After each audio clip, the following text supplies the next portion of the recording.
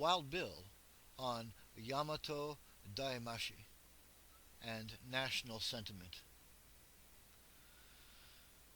With apologies to Stavka, Zhukov, Marshall, and Eisenhower, the marvels of World War II strategy and, to a lesser extent, generalship weren't based on the preponderance of materiel brought to task by First World nations.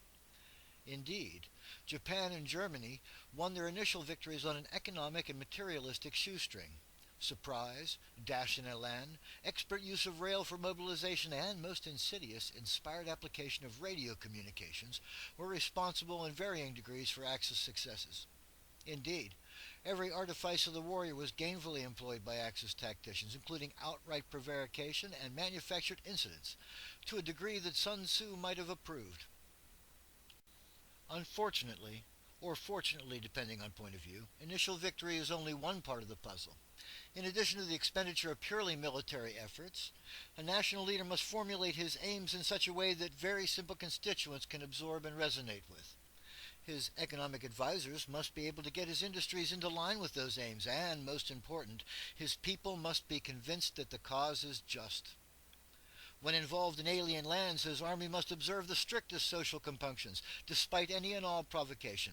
His military governments must quickly integrate existing social and legal customs into the rule by martial law. And ultimately, the national leader should welcome the conquered, occupied, liberated nation to a place by his side in the altered scheme of things to come.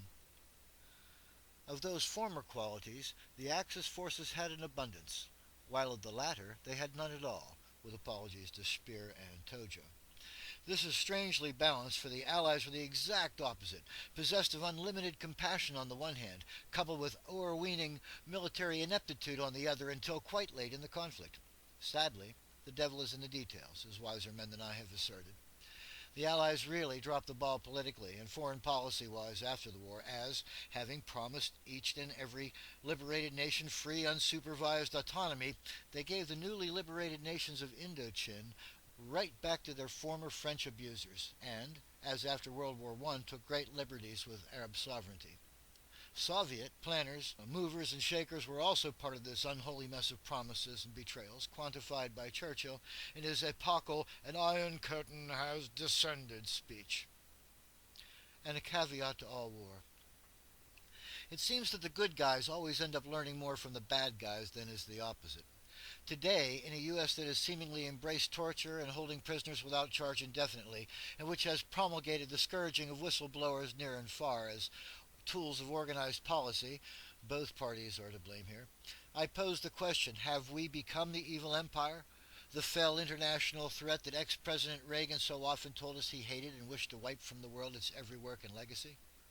Just curious, mind you.